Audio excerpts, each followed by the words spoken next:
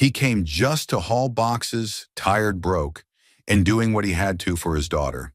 But when the door opened and a woman in heels looked him in the eye and said, "I've been waiting for you," nothing about that day or his life would ever be the same.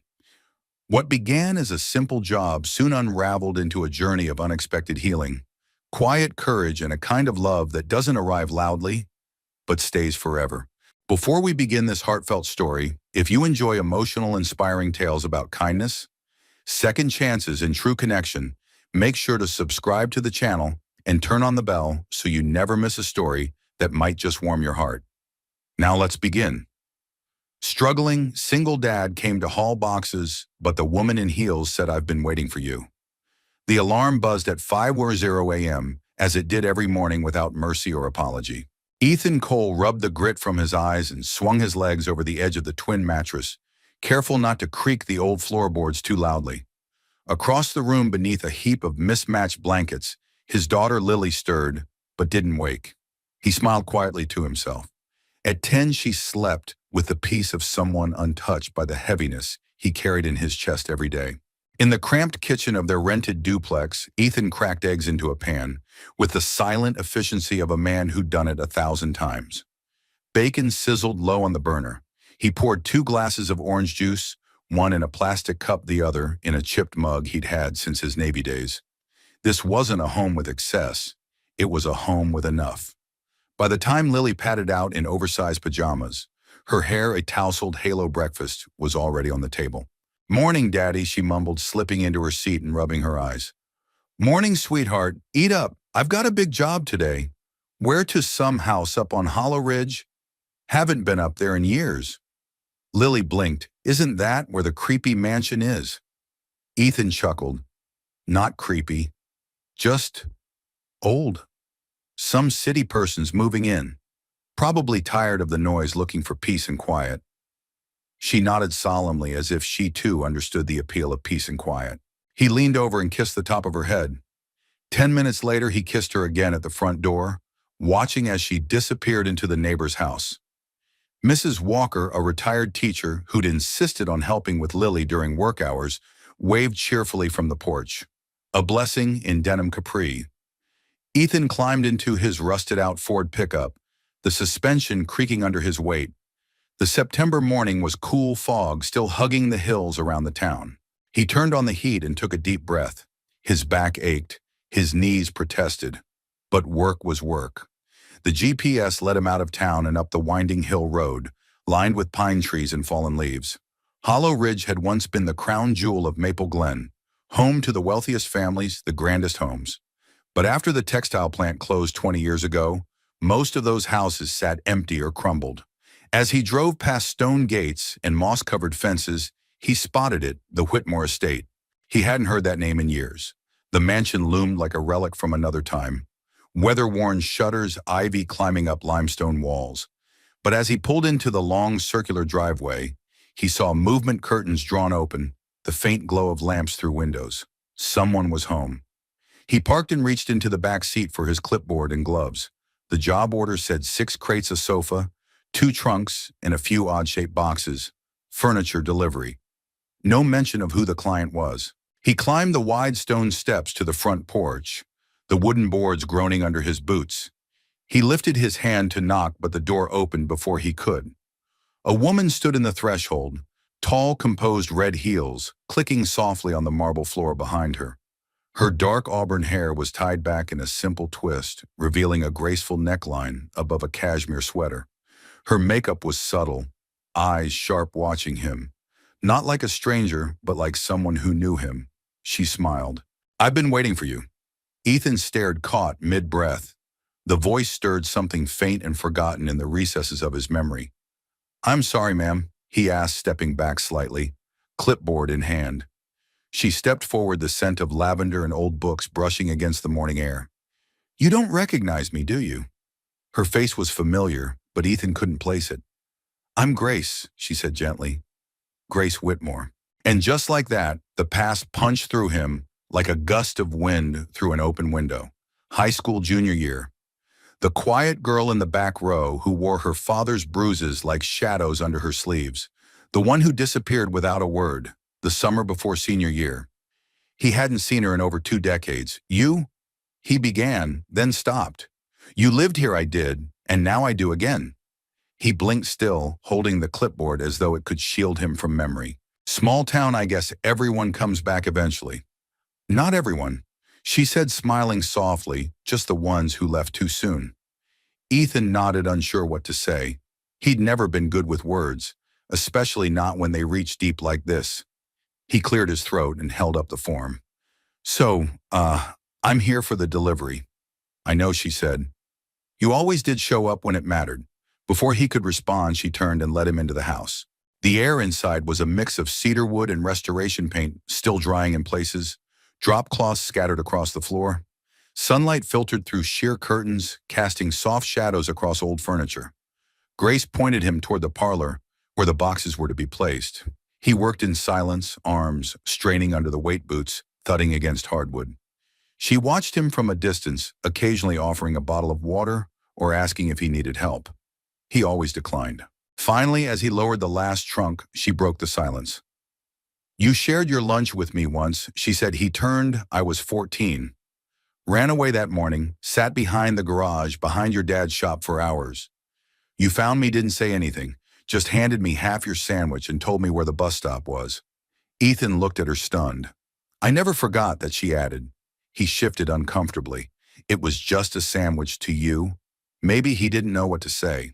The weight in the room wasn't the crates anymore. It was something else entirely. Grace walked to the fireplace, her voice quieter. Sometimes the smallest kindness is the only thing that gets you through.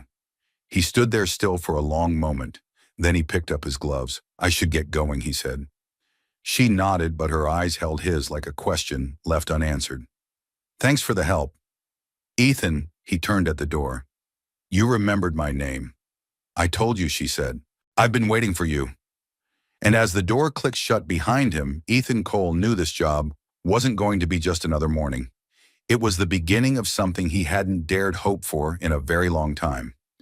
The engine of Ethan's truck growled down Hollow Ridge Road, but his mind wasn't in the driver's seat. The wheels on the pavement were steady, but his thoughts kept veering off course into the past, into memories he hadn't summoned in decades. Grace Whitmore. That name had once belonged to a girl with haunted eyes and bruises she tried to hide under long sleeves. She rarely spoke at school. When she did, her voice was so soft that teachers leaned in to hear her. She never came to football games, never joined clubs, never laughed like the others. And then one summer she was just gone. People whispered. Some said she ran away. Some said her father sent her off. No one really knew. And in a small town like Maple Glen, unanswered questions quickly became folklore, then forgetfulness. But she remembered him. Ethan gripped the steering wheel tighter. He hadn't thought much about that day behind his father's garage in years. He was 17, just off his shift, wolfing down a ham and cheese sandwich when he saw her curled up against a stack of tires, shaking her face blotchy from crying. He didn't ask what happened. He didn't pry. He simply tore his sandwich in two and handed her half along with his father's thermos of sweet tea. After a few minutes, she whispered, "Where's the bus stop?" He pointed. She left, that was all. Until this morning. Now she was back in the same house her family had once ruled over, like royalty, standing with calm grace, and dressed like she had stepped out of a Manhattan Loft magazine. But it was her eyes that unsettled him the most. They weren't the eyes of someone returning home by chance. They were eyes that chose to come back. And she said she'd been waiting for him. Dad, Lily's voice brought him back.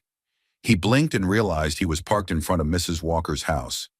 His little girl was already running down the steps, backpack bouncing behind her, a peanut butter smile on her face. He got out and opened the passenger door. "How was your day, Bug? We read Charlotte's Web, and I got to be Wilbur," she said proudly as she buckled in. "Guess what? I squealed like a real pig." He laughed, ruffling her hair. "That's my girl." But even as he pulled away from the curb and listened to her chatter, part of him remained back at that house on the hill with the woman who hadn't forgotten a single detail.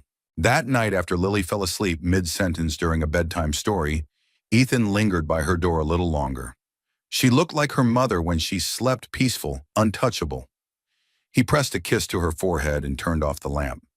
Downstairs, he sat at the tiny kitchen table, an open beer warming in his hand, unopened mail scattered beside it. He stared at nothing for a long time. Then he reached for his phone. The contact page was empty. No Grace Whitmore. Of course not. She probably had an assistant and a landline that rang into marble halls. What would he even say? "Hi, I'm the guy who gave you half a sandwich 25 years ago. Thanks for remembering." He shook his head and stood up. Before bed, he pulled out the old photo album from under his closet. Dust rose as he flipped through the pages: birthdays, fishing trips, high school football snapshots, and there, wedged between prom pictures and a yellowing yearbook clipping, was a Polaroid. A blurry garage, a boy in a grease-stained shirt, and in the background, barely visible, a girl sitting on the ground, holding something wrapped in foil. He hadn't realized she was in that shot, but she was. The next morning, Ethan was back on the schedule. More hauling a small apartment downtown, easier job, less emotional landmines, just the way he liked it. Until his supervisor waved him over after lunch. "You're heading back to the Whitmore estate?" the man said, checking his tablet. "Same client requested you specifically." Ethan paused. "Did she say why?" The man shrugged. "Didn't ask rich folks. You know how they are?" He didn't argue. Instead, he got back in the truck, heart a little heavier, hands a little tenser. He hadn't expected to see her again so soon. As he climbed the ridge road once more, the sky darkened with approaching clouds. The house looked different in this light, less glamorous, more vulnerable. Like it too carried ghosts behind the stone walls. Grace met him at the door again, but this time she wore jeans and a flannel shirt. Still beautiful, still composed, but more human. "I hope you don't mind," she said, gesturing him in. "I found a few more boxes in the attic." "No problem," he said, stepping inside. "That's what I'm here for." He followed her up creaking stairs, down narrow hallways, past rooms filled with antique furniture and echoes. In one room, sunlight fell across a stack of dusty boxes. Ethan crouched beside them, assessing their weight. As he worked, Grace lingered near the window. "Do you remember what I said yesterday?" Ethan hesitated. "About the sandwich." She smiled faintly. "Yes, but more than that." He stood slowly, wiping his hands on his jeans. "You said you've been waiting for me." "I have," she said softly. "Not in some grand romantic way. Just, I came back to this house to face things I ran from. But part of me always remembered that day behind your dad's shop. That quiet kindness, no judgment, just presence." He didn't know what to say. Words felt too small. "I spent most of my adult life in cities that applauded noise," she continued. "But here it's the silence that tells the truth. And I guess I wanted to say thank you." Properly, Ethan's voice when it came was low and honest. "You don't owe me anything, Grace." "Maybe not," she replied. "But sometimes it's not about debt, it's about honoring what mattered." There was a pause, a long, quiet, sacred pause. Then from the hallway, a quiet voice piped up. "Daddy Lily." Ethan turned in surprise. "Bug, what are you doing here?" Mrs. Walker stepped into view behind her. "I thought you could use a ride home," she said, smiling at Grace. And this little one was eager to come along. Lily's eyes lit up when she saw Grace. "Are you the lady who writes books?" she asked. Grace knelt to her level, her eyes twinkling. "I am, and I hear you're a pretty great storyteller yourself." Lily beamed.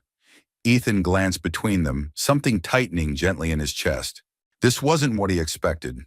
But maybe, just maybe, it was exactly what he needed.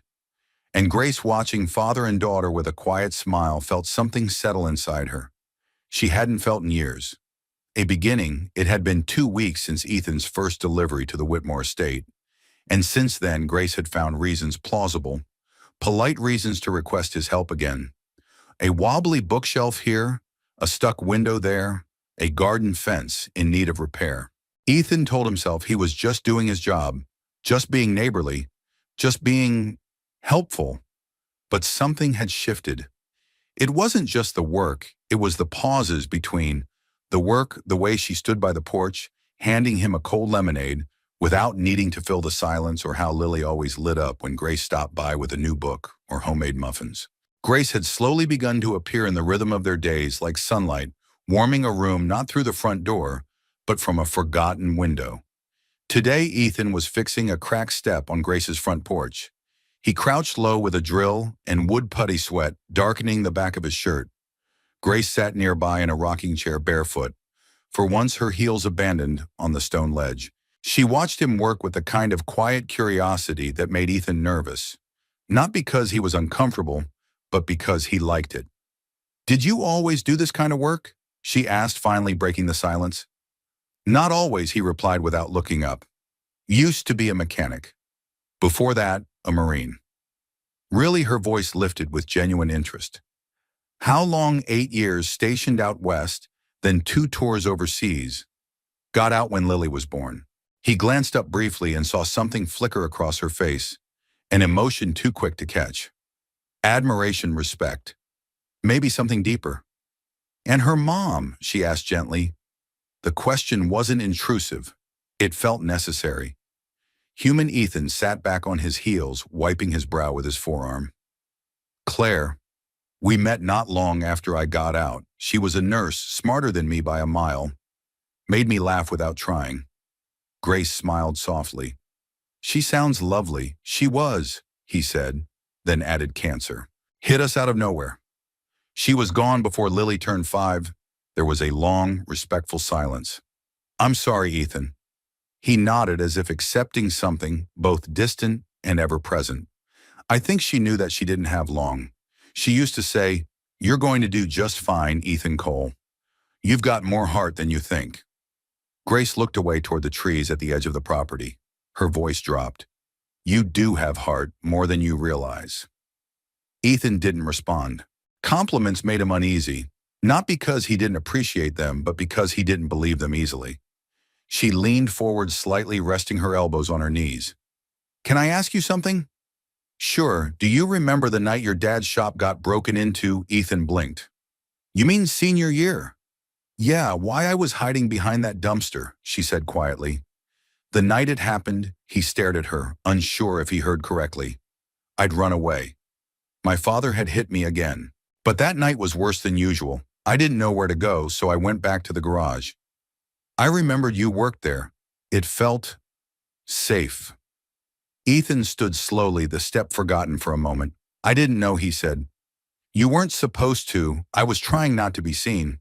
But you came out anyway, carrying that sandwich like it was no big deal." "It was no big deal." "No," she said firmly, meeting his eyes. "It was everything. You didn't ask questions. You didn't treat me like I was broken. You just gave me something warm and pointed me in the right direction." Ethan looked away, emotion tightening his throat. Grace continued, her voice soft but unwavering.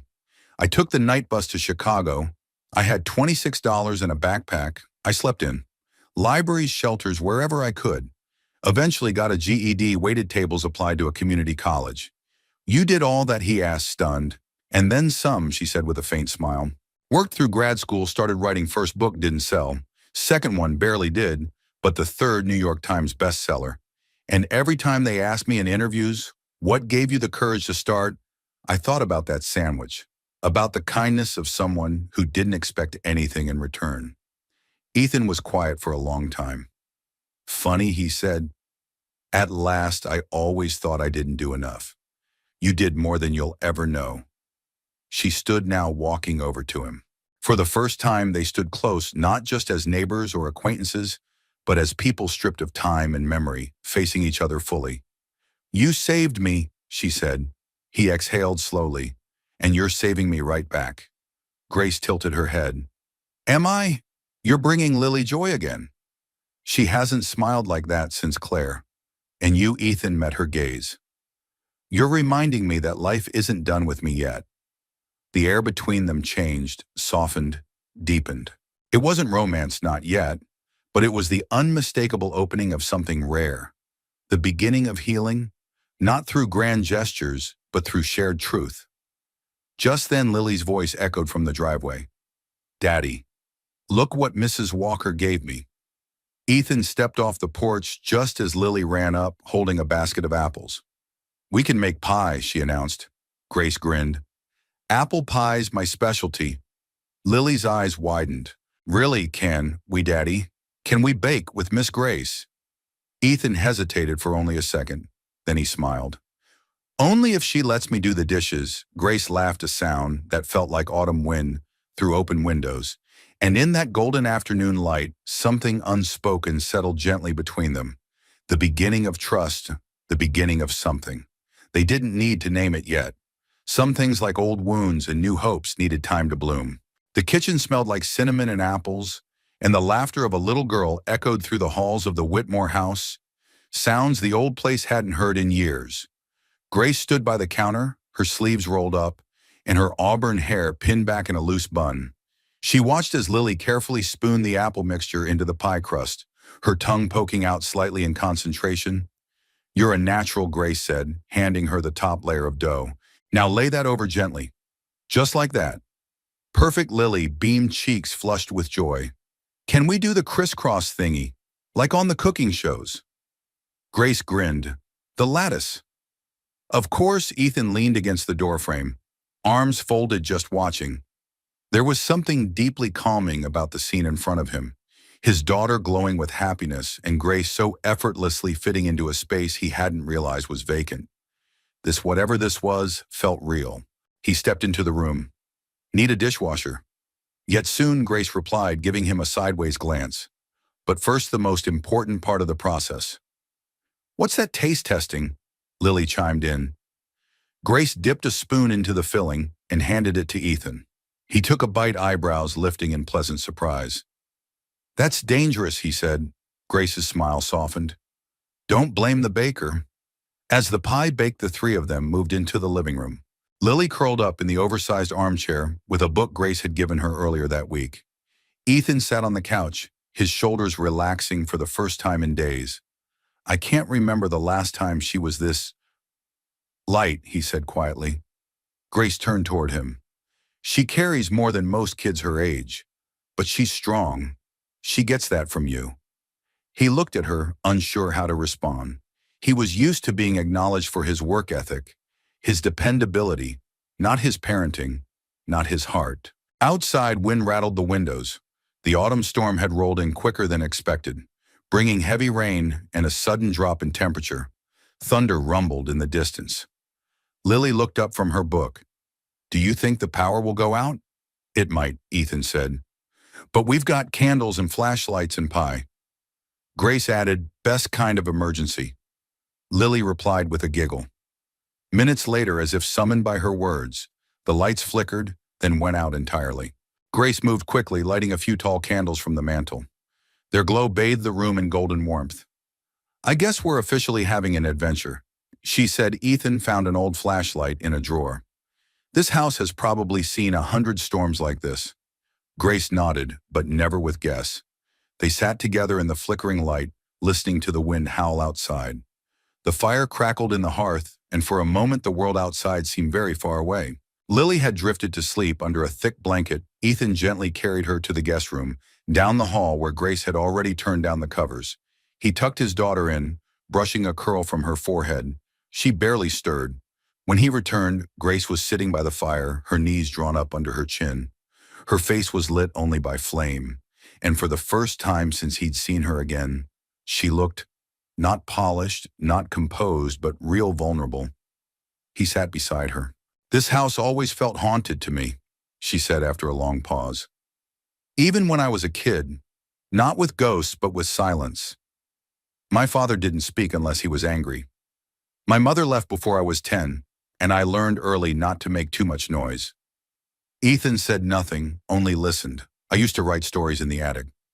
She continued, I'd make up families who laughed together, mothers who stayed dads, who built things instead of breaking them. It was the only way I knew how to imagine a different life. He looked at her, the flickering light catching the sheen in her eyes.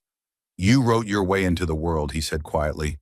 She nodded, but the world I really wanted was always here.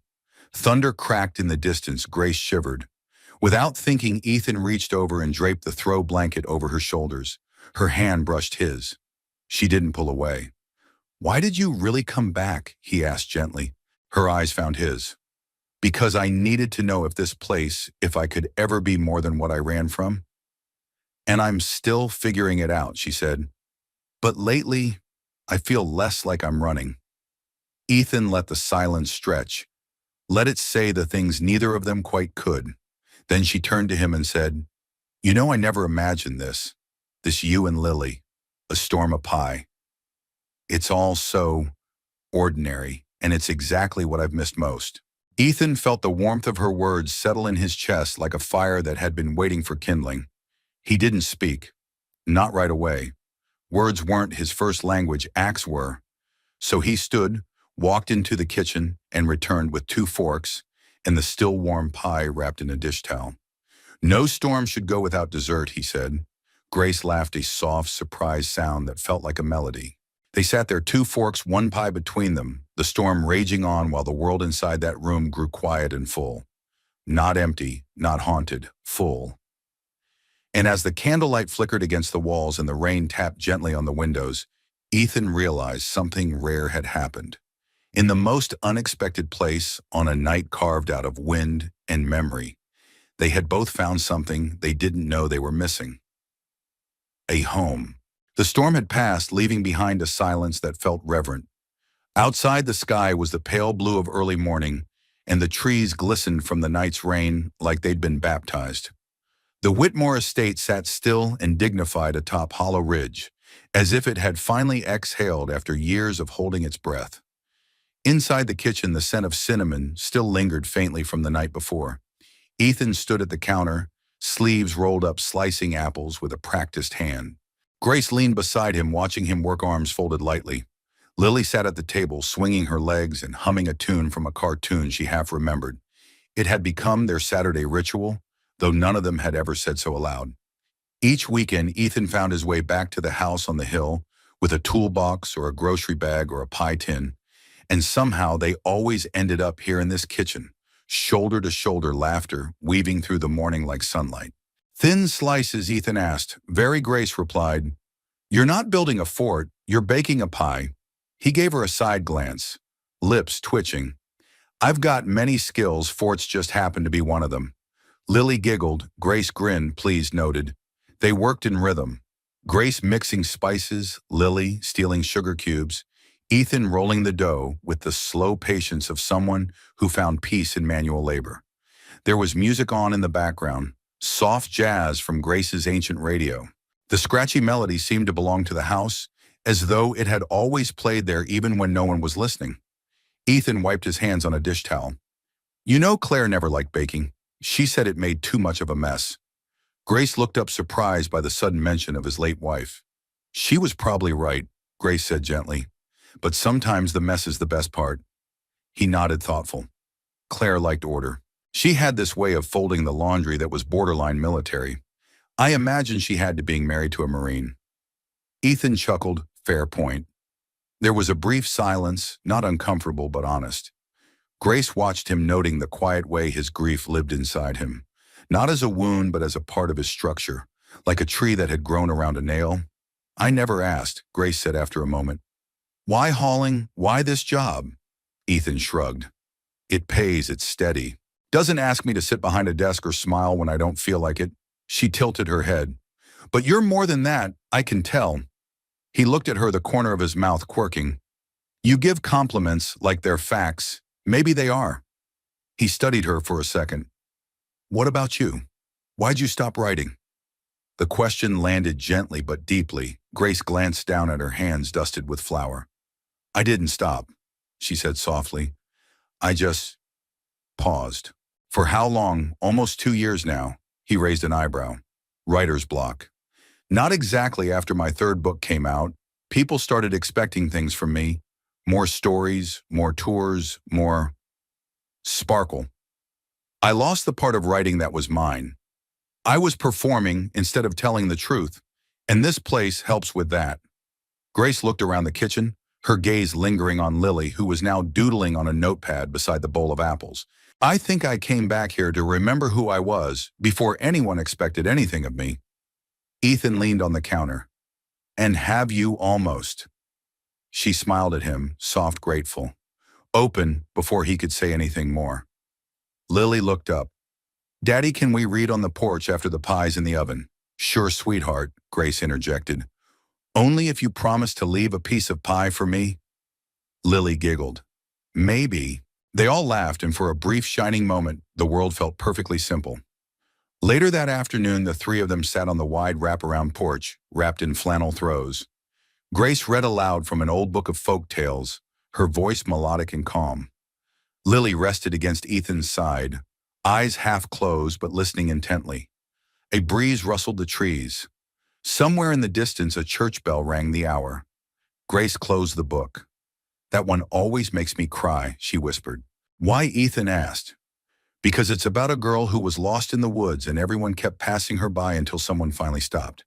He glanced at her, knowing that wasn't just a story to her. I used to believe that no one would ever stop, she said quietly. Ethan was silent for a beat. Then he said, well, someone did. She met his eyes. Yes, she said, he did. They didn't speak again for a long while. The wind moved through the trees like an unseen hand, and the golden light of late afternoon spilled across the porch like honey. Eventually, Lily broke the silence. Miss Grace. Yes, sweetie. Do you ever wish you had kids? Grace blinked, startled by the question. I mean, Lily continued, you're really good at it, reading and baking and all that. You'd be a great mom. Grace swallowed, her voice gentle. I think if things had been different, I would have liked that. Ethan looked at her, then really looked, not as someone passing through, not as a childhood memory, but as a woman standing quietly in the present, strong enough to come home, brave enough to stay. Grace reached over and tucked a strand of hair behind Lily's ear. Well, she said softly, I didn't get to have kids of my own, but I'm very lucky to know you. Lily beamed. You can be like my extra mom. Ethan smiled, but his heart skipped a beat. And Grace ever so quietly whispered, I'd like that very much. That evening, after Ethan and Lily had gone home, Grace stood in the empty kitchen, the last sliver of pie set on the counter untouched. The house was quiet again, but it no longer felt empty. It felt like it was waiting for something. She walked upstairs to her writing room, turned on the lamp, and opened her notebook. For the first time in 2 years, she picked up her pen. At the top of the page, she wrote, The man who rolled out dough like he was steadying the world, and beneath it, the girl who reminded me why softness matters. She paused, then added one more line. This is how it begins, and it had. The morning sun filtered through the stained glass window above the staircase, scattering fractured colors across the polished floorboards. Grace descended the stairs slowly, barefoot, coffee in hand, feeling the hush of a house that remembered both laughter and loss. For the first time in her adult life, she had slept through the night without waking from dreams that dragged her back to the past. It felt like progress. She was halfway through her second sip of coffee when the doorbell rang. She wasn't expecting anyone. Through the front window, she saw a black SUV idling in the circular drive. Her stomach tightened, not with fear exactly, but with something colder, older. A memory rising from below, the man standing on her porch wore a tailored charcoal suit, sunglasses despite the morning light, and a condescending smirk that hadn't changed since they were kids. Hello, little sister. Grace's voice was even Patrick. He took off his sunglasses, revealing pale gray eyes that had always seemed to look through people rather than at them. Nice place. You finally got around to fixing it up. She didn't move aside to let him in. Why are you here? He looked past her into the hallway. Thought I'd see how the prodigal daughter was doing. You haven't cared about that since Mom left. Patrick tisked under his breath. Still holding on to old grudges, I see. You always were the dramatic one. Grace didn't flinch. She'd spent a lifetime building walls. She wasn't about to let this man chip them down in a single conversation. If you came for money, she said, you're wasting your time. Patrick raised both hands in mock innocence. I just wanted to talk. We're family. She gave a humorless laugh. You were family the day you locked me out in the snow and told Dad I stole from his wallet. That was 30 years ago, and yet you've never once apologized. He tilted his head. You always needed a villain. Grace. But maybe the problem wasn't everyone else. Before she could answer, a small voice echoed from down the hallway. Miss Grace. Lily Grace turned swiftly, her expression softening. Hey, sweetheart, what are you doing here so early? Lily patted in still, in her pink hoodie, clutching a book. Dad had a flat tire. Mrs. Walker, drop me off so I wouldn't miss your blueberry pancakes.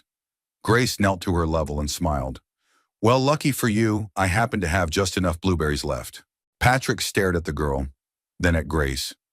You're playing house now, he asked. Grace stood slowly. Leave, Grace. I said leave. Now her voice carried such quiet finality that even Patrick hesitated. Then he smirked, shrugged, and stepped back toward the porch. Be careful, Gracie, he said as he slid his sunglasses back on. You let people get too close and they see what you're really made of. She watched him go until the SUV disappeared down the hill. Behind her, Lily asked, Was that your brother? Grace nodded. He seems mean. Grace managed a small smile. He's complicated, but he made your face look like you were going to cry. Grace crouched again and took Lily's hands in hers. You're very observant. Are you okay? Grace swallowed the lump in her throat. I will be later that morning. Ethan arrived with grease on his hands and an apology on his lips. I didn't mean to dump her on you last minute. She's never a burden, Grace said. Besides, she saved me from a rather unpleasant visitor. Ethan raised a brow. My brother, she explained. The only person I've ever truly been afraid of, even as an adult. Ethan's face darkened. Do I need to have a talk with him? The edge in his voice surprised her in a good way. No, she said, I already did.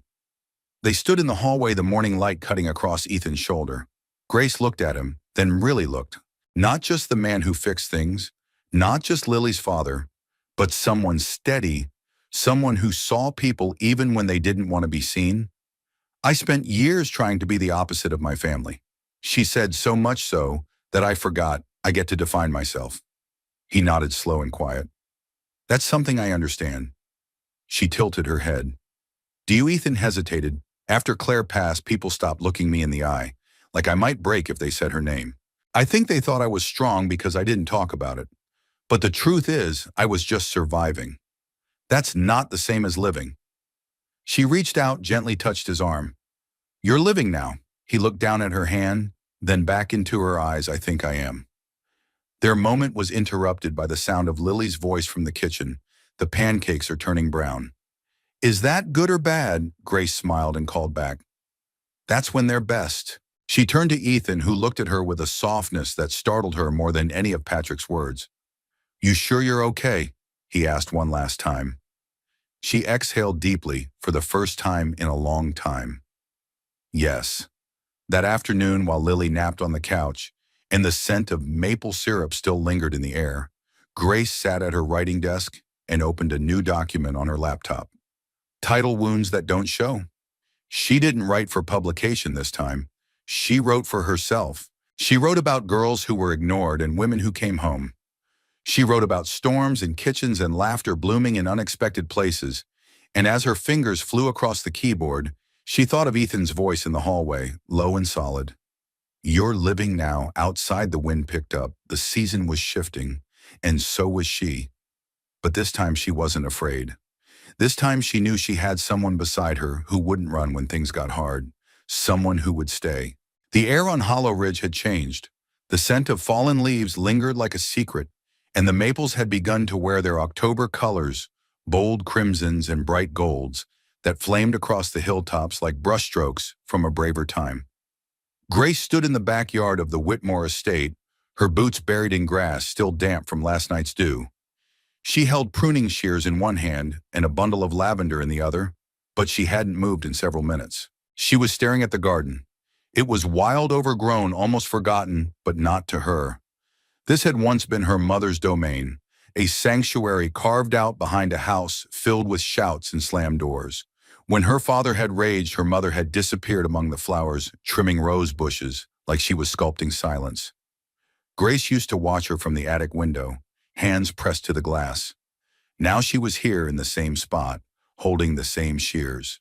But the woman who'd once fled this ground with only a backpack and a notebook had become someone different. Stronger, wiser, not unscathed, but not broken either. A twig snapped behind her. She turned to see Lily coming down the steps, clutching her favorite book cheeks, pink from the morning chill. Miss Grace, she said breathlessly, can we read out here today? Of course, Grace smiled and pointed to the sun-warmed bench by the lilac tree. That's the best seat in the house. Lily ran ahead, dropping her book with a soft thud on the bench. Grace followed, trailing lavender in memory. As they sat together, Lily leaned against her side, eyes fixed on the page as Grace began to read aloud. But before she could get through the second paragraph, Lily looked up. "Did you really grow up in this house?" "I did. And your mom lived here too?" "Yes," Grace said. She loved this garden. She used to call it her escape hatch. Escape from what? Grace hesitated. From things that hurt. Lily seemed to think about that. "That's why I like books. They're like magic doors. You go through them and you don't feel the bad stuff so much." Grace placed an arm around her shoulder. "That's exactly right." They sat in silence after that, not reading anymore, just listening to the wind move through the leaves. Then Lily asked very softly, "Why did you leave?" It was such a simple question, but it landed deep. Grace didn't answer right away. The answer wasn't simple. Not then, not now. She ran her fingers along the spine of the book. "Because I didn't feel safe. Because of your dad. Yes, and because sometimes when people you love don't protect you, it's hard to believe anyone ever will." Lily turned to her. "But you came back." Grace looked at the child beside her, the girl who had wormed her way into her days with sticky fingers and big questions, and a laugh that sounded like hope. "Yes," she said. "I came back to see if something good could still grow here." That afternoon, after Lily had gone home with Ethan, Grace walked the perimeter of the property. She passed the old oak tree, where she'd once buried her first short story in a mason jar. She passed the shed, where her father used to sharpen tools with a cigarette dangling from his mouth. And finally, she stopped in front of the rusted gate that led to the side yard, long overgrown and barely visible under the brush. She opened it, wincing at the creak, and stepped through. What she saw stopped her breath. The old swing still there. Its ropes were frayed, its seat half-rotted, but it swayed gently in the breeze like it remembered her. She walked closer, touched the wood with a kind of reverence. This was where she'd sat the night before. She ran away, 14 years old. Face swollen from a slap, knees scraped, a notebook tucked under her arm like armor. That night she had wished for one thing, not rescue, not even revenge, just kindness, and it had come. In the form of a boy with oil on his hands and a sandwich in his pocket, a boy named Ethan Cole. She leaned her forehead against the swing's rope and let herself feel it, all the pain, the remembering, the impossible grace of surviving.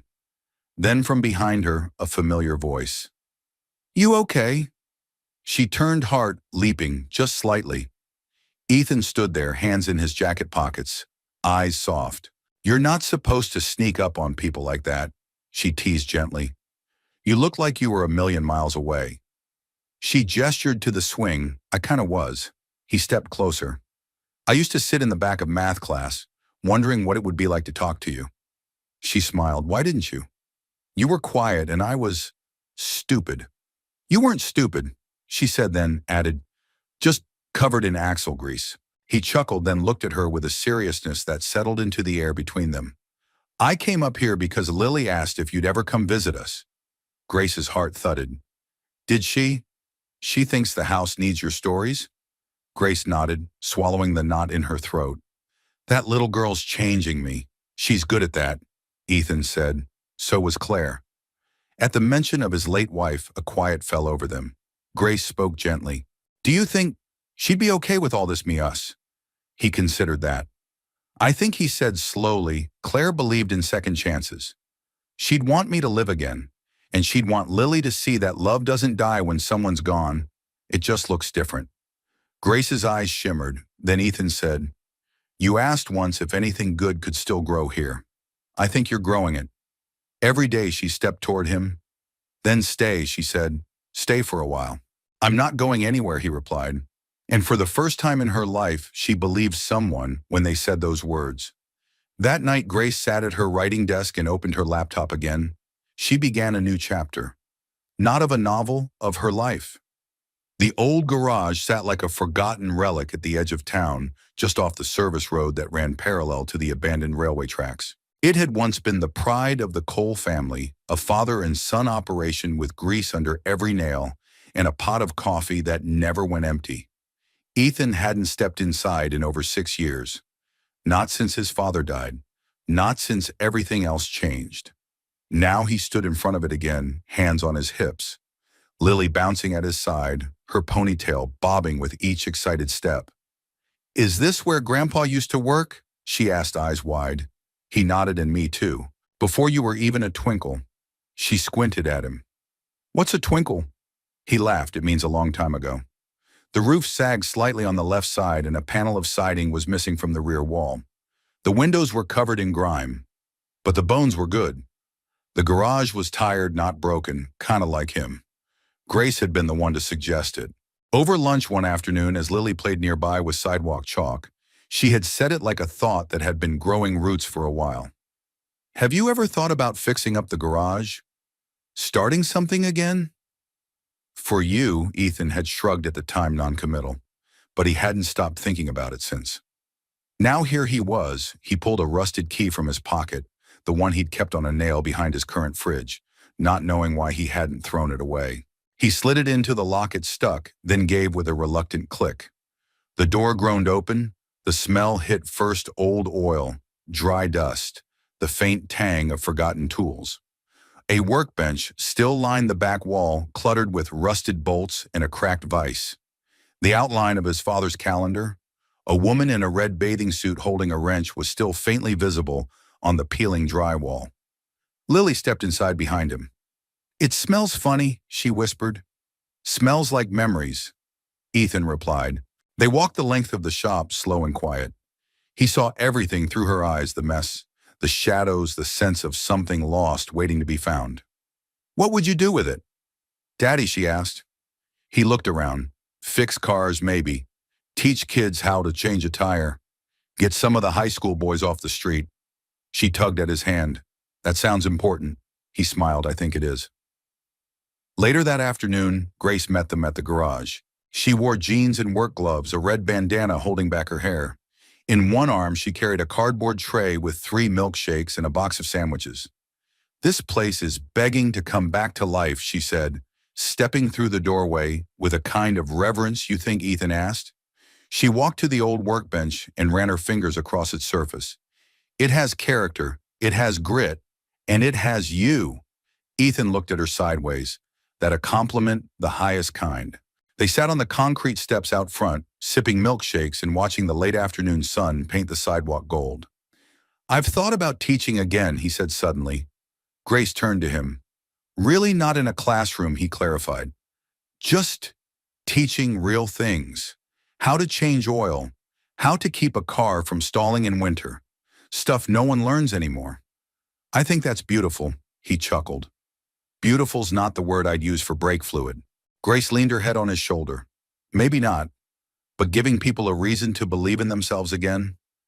"That's beautiful." He didn't answer, but he reached over and took her hand.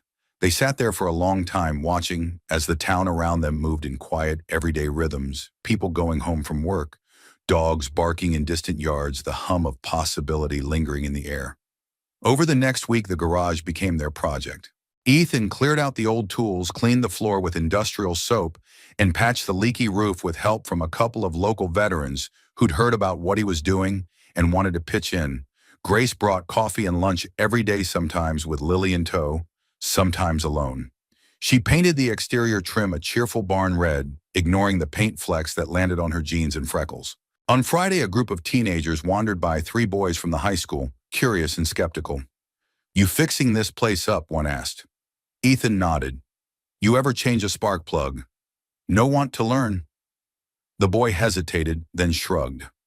Sure, by the end of the afternoon, all 3 had their hands covered in grease and wore looks of cautious pride. Grace watched from the corner, arms crossed, smiling softly. "You're building something here," she told Ethan that night as they sat in the truck, doors open, listening to the cicadas hum. He nodded. "Feels like it." She turned toward him. "Do you see it now? See what the man you are?" He looked at her, long and searching. "I do, when you're around." She leaned in, kissed his cheek, just the edge of his jaw. It was brief. It was enough. That night, Ethan sat at his kitchen table long after Lily had gone to bed. In front of him lay a notebook, a blank one Grace had given him. For ideas, she'd said. He picked up a pen and wrote across the top of the first page, Cole's Garage, a place to start over. And beneath it, maybe things don't have to be what they were. Maybe they can be better. He closed the notebook. Tomorrow, he'd hang a new sign out front. But tonight, he let the quiet wrap around him, not like loneliness, but like peace. Like the beginning of something he didn't even know he'd been waiting for.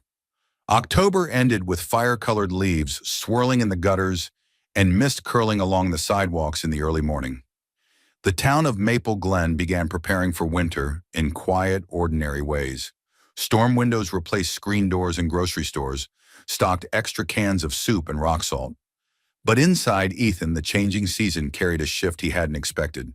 It began with silence. Grace hadn't answered his text the night before. Not like her, she wasn't the type to leave things hanging. They had fallen into a rhythm: coffee in the morning, check-ins throughout the day, sometimes even dinner if the stars aligned. But now it had been 24 hours, and silence was beginning to speak louder than words. At the garage, Ethan checked his phone again. Still nothing. Lily sat on a stool beside the tool bench, twirling a lug nut like it was a toy. "Is Miss Grace coming today?" she asked Ethan. Paused. "I don't know." Lily tilted her head. "Did something happen?" He forced a smile. "I'm not sure, sweetheart." But deep down he knew something had shifted. Grace stood in front of her mirror, the final suitcase zipped and waiting by the door. Her eyes looked tired. Her hair, usually tied with a touch of softness, was pinned into something more formal now. And she was dressed in the kind of tailored gray coat that belonged to the Grace Whitmore of New York, efficient, accomplished, unreachable. The call from her agent had come 2 days ago. A prestigious publishing house was hosting a private retreat in Vermont. Just 12 writers chosen for their distinctive voice and transformative impact. It was the kind of offer her former self would have leapt at. Except, this Grace hesitated, but the invitation had been insistent. "You're overdue," the agent had said. "This is where your name belongs." And so she had accepted out of obligation, out of curiosity, out of fear that if she didn't, she might never reclaim the part of her that once thrived in rooms like those. She scribbled a note and set it on the kitchen table. "Ethan, I needed to go. Just for a little while. Don't wait, just live." Grace. It wasn't enough. It wasn't fair. But it was all she had the strength to write. Ethan read the note with Lily at his side. She stood there in her fleece jacket, one mitten, missing the beginnings of a frown on her lips. "She left?" Lily asked. He folded the paper slowly. "Just for a little while." "Why didn't she say goodbye?" Ethan crouched beside her. "Sometimes grown-ups don't know how to say hard things." Lily looked down. "I would have said goodbye." "I know, Bug." They stood there, the two of them, in the echoing entryway of Grace's house. It didn't feel like a home anymore. It felt like a museum of something warm that had just gone cold. Lily took Ethan's hand. "Do you think she's coming back?" Ethan hesitated. "I don't know," he admitted, and that answer sat heavier than he expected. That evening, Ethan found himself alone in the garage. The boys from the high school had already gone home, leaving behind the faint smell of oil and the slow creak of settling tools. The quiet wrapped around him, and for the first time in weeks, he let it all surface. He missed her. He missed the way she tucked her hair behind her ear when she was nervous, the way her laughter came in bursts like wind chimes in a breeze. He missed her questions, her stillness, her way of listening without judgment. But more than anything, he missed what she made him feel. Hope. He reached for the notebook he'd been keeping under the counter. The one labeled Cole's Garage, a place to start over. He flipped past sketches, lesson plans, and doodles from Lily. On a fresh page he wrote, "Sometimes even the strongest people walk away. Sometimes they have to, but the ones who matter, they find their way back." He set the pen down, closed the book, and stared out the open garage door into the empty night. A week passed. Then Grace called once. Ethan didn't answer. Not out of anger, but because he didn't know what to say. And maybe he wasn't ready to hear her voice softened by guilt. Instead, he poured himself into the garage. He built a new workbench, installed a sign above the door. Cole's Community Garage. People from town started dropping by, single moms with rattling engines, teenagers curious about tools, retirees offering to help. It grew slowly, quietly, purposefully. But every time the bell over the door rang, a small part of him hoped it would be her, and it never was. One afternoon, Lily brought home a drawing she made at school. She handed it to Ethan proudly, her fingers smudged with marker ink. It showed the three of them, Ethan, Lily, and Grace, standing outside the garage, all holding wrenches and smiling, under a banner that read, "We fix things together." Ethan's throat tightened. "You think she'd like it?" Lily asked. He nodded. "I think she'd love it." He hung it up by the front desk of the garage, and every time he passed it, he looked at the smiling face Grace had been given in Lily's sketch. Bright eyes, warm smile, her hand holding theirs, and he wondered if she had any idea what she'd left behind. In Vermont, Grace sat at a long table with linen napkins and well-dressed editors, nodding politely as a best-selling novelist spoke about reclaiming creative control. She listened, she smiled. She even offered insights of her own when pressed, but she didn't feel like herself. She felt like someone playing Grace Whitmore. That night alone in her hotel room, she stared at a blinking cursor on her laptop screen. The words wouldn't come. She opened her notebook, the same one she'd used since returning to Maple Glen. And on the last page she wrote, "I thought I had to go to remember who I was, but the truth is I already remembered. He reminded me." She closed the notebook. Tomorrow she'd go home. Because she was finally ready to admit something she hadn't been brave enough to say before. She hadn't left to find herself. She'd left because she was afraid she already had. The wind howled across Maple Glen that night, sending dry leaves skittering like whispers down the narrow streets. It was nearly midnight when Ethan jolted awake, the faint glow of the alarm clock blinking 12:03 in red against the dark. It wasn't a sound that had woken him. It was a feeling sharp and unshakable. Something was wrong. He swung his legs over the bed and moved down the hallway, bare feet silent on the hardwood. When he reached Lily's room, he didn't knock. He pushed the door open gently. She was curled into herself, a tangled knot of limbs and blankets, her face pale, shining with sweat. "Lily," he said softly, crouching beside her bed. She didn't answer. Her breath was ragged, shallow. When he touched her forehead, it was blazing hot. He didn't hesitate. Within minutes, he had her wrapped in a thick blanket, arms cradling her limp body as he carried her to the truck. The engine coughed to life, and he sped down the hill toward the urgent care clinic, knuckles white against the steering wheel. But halfway down the darkened main road, his phone buzzed on the seat beside him. Grace Whitmore. His breath caught. He stared at it, heart pounding, one hand on the wheel, one hand reaching. He picked up the phone. She spoke first. "Ethan, I know it's late and maybe I shouldn't be calling, but Grace..." He cut her off. Voice strained, Lily sick. There was a pause, then urgency snapped into her voice. "What happened?" "High fever. I'm heading to the clinic now. She's barely responding." "I'm 10 minutes away," Grace said immediately. "I'm coming to you." He opened his mouth to protest, to say no, to protect himself from more, coming and going, but all that came out was, "Okay." Then he hung up. He didn't question it. By the time Grace reached the clinic parking lot, Ethan was pacing outside, arms crossed, eyes shadowed with worry. The old pickup truck sat crookedly in the nearest spot, headlights still on driver's door open. She didn't speak. She just walked straight to him and placed a hand on his arm. "She's inside," she asked. He nodded. "They're running tests, said it's likely a viral spike, but she was nearly unresponsive when we got here." He stopped, his voice cracking. "I haven't seen her like that since Claire died." Grace's expression softened Ethan.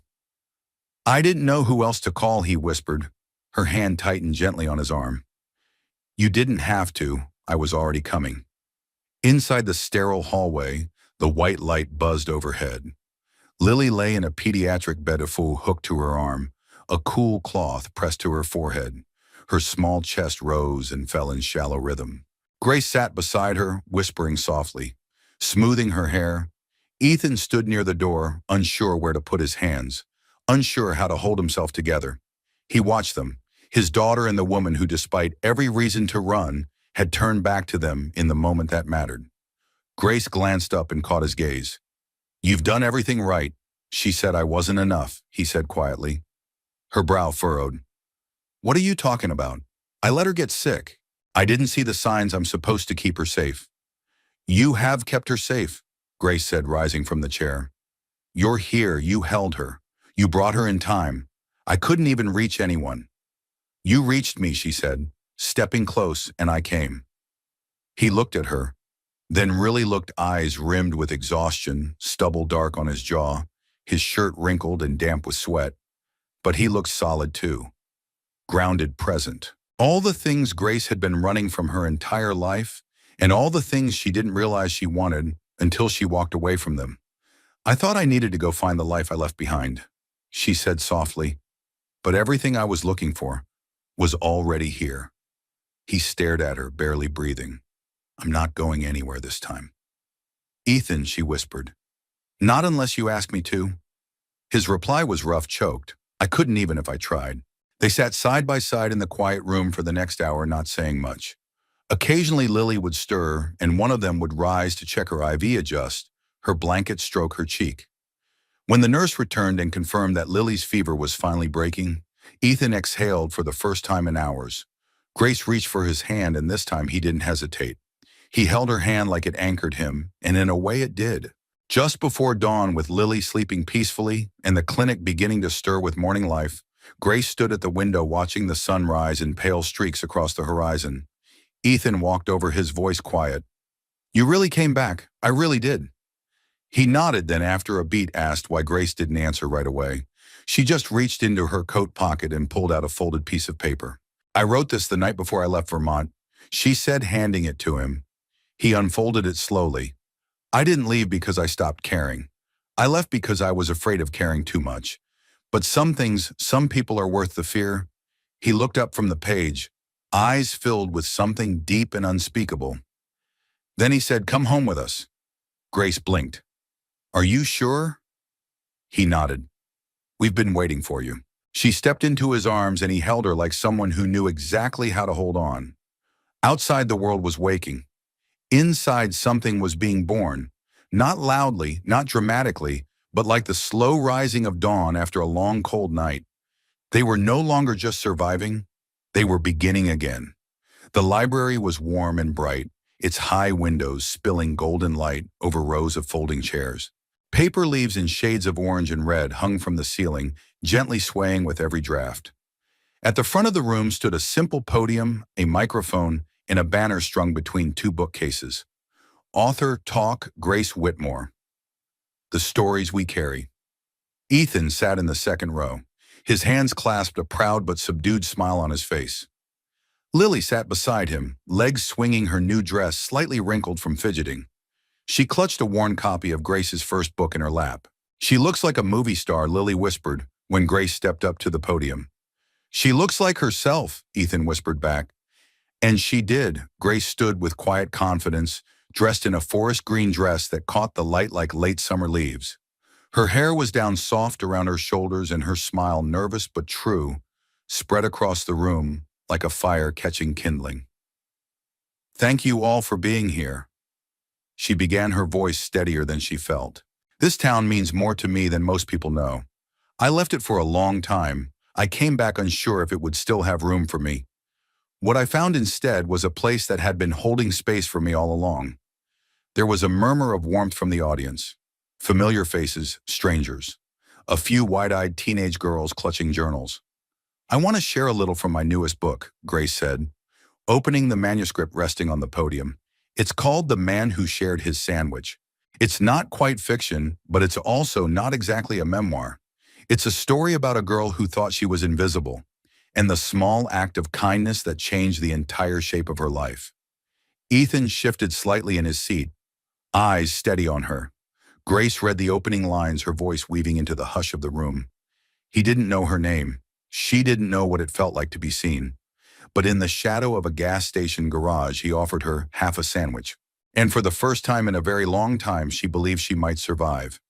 There was a stillness that followed, one only stories could create, a stillness that felt sacred. Grace glanced up from the page and caught Ethan's eyes. This book is for anyone who's ever felt like their story didn't matter. and for the people who remind us that the smallest kindness, one we may not even remember giving, can become someone else's miracle. When the applause came, it was full and rich, rolling through the library. Like applause wasn't quite big enough for what people felt. Grace smiled and stepped back, cheeks flushed, heart full. After the talk, people lined up for book signings and conversations. Grace greeted each one with warmth, gratitude, and grace. But her eyes kept drifting to the corner of the room where Ethan stood, not rushing, simply waiting. Finally, when the last reader had left and the staff was folding chairs, she walked over to him. "You stayed," she said, smiling. "I always do," he replied, then held up a copy of her book. "Will you sign it for me?" She laughed and took the book, scrawling something quickly on the title page before handing it back. Ethan read it silently. "For the man who gave more than he knew, and for the life we're still writing together. Love, Grace." He looked at her, emotion thick in his throat. "I've never been in a book before." He said, "You've always been in mine," she replied. They stepped outside into the crisp November air. Leaves danced across the library steps. The sky was streaked with fading sun, the kind of light that made ordinary things look holy. "You know," Grace said, sliding her arm through his, "I've been thinking, dangerous hush." She nudged him playfully. "I want to open a writing studio, a small one. Maybe in that old brick building near the bakery. I could teach a few classes, maybe run a mentorship program." Ethan smiled. "Think the town's ready for all that creative energy?" "I think this town is made for second chances," she said, "and I'd like to be part of building some." He was quiet for a moment. Then he said Cole's garage had 5 kids come by last week. One of them stayed after and asked if I could help him fix his mom's car. He didn't ask for money, just knowledge. Grace squeezed his arm. "That's what building looks like." They walked down the sidewalk together, past shops with hand-painted signs, past neighbors waving from porches, past a town that had, without ceremony or fuss, taken them both back. As they reached the truck, Lily came bounding toward them from where she'd been showing her drawing to the librarian. She held a cupcake in one hand, her book tucked under her arm. "Miss Grace," she said breathlessly, "when I grow up, I want to write stories like you." Grace knelt down, cupping her face gently. "You already are, Lily." Lily grinned. "Can I help you at the new studio?" Grace looked up at Ethan. "She's hired," he said. That night at home, the 3 of them curled on the couch. A fire crackled in the hearth. Grace sat with her legs tucked under her. Lily snuggled between them, head heavy on Ethan's chest. The world outside faded into quiet. "You know," Ethan murmured, brushing Grace's hair back from her temple. "Claire used to say, life isn't about starting over. It's about continuing the story with new chapters." Grace smiled, resting her hand on his. "Then I'm glad we're writing this one together." And with the warmth of family wrapped around them and the sound of Lily's breathing, steady and soft, Grace knew without doubt or fear that the next chapter was already unfolding. Not on a page, but in every moment they chose to love, to build, to stay. The orchard had always been Grace's favorite place on the property, even as a child. Nestled behind the main house, it stretched down a gentle slope, rows of apple trees lining the golden meadow, like sentinels of memory. In October, the trees wore red and gold, their fruit plump and fragrant. But now, on this late November afternoon, most of the apples were gone, the last leaves clinging to the branches like old secrets. Grace stood at the top of the hill, basket in hand, a knit scarf wrapped snugly around her neck. A breeze played with the ends of her hair. From below, she could hear the faint sound of Lily laughing bright and clear as she chased a squirrel between 2 trees. Ethan was down there too, steadying a ladder against a bare branch, his silhouette outlined by the low sun. He glanced up at Grace and raised a hand shielding his eyes. "You supervising or just admiring?" he called. She smiled, lifting the basket. "Somebody has to manage quality control," he chuckled, descending the ladder. His boots crunched through fallen leaves as he made his way toward her.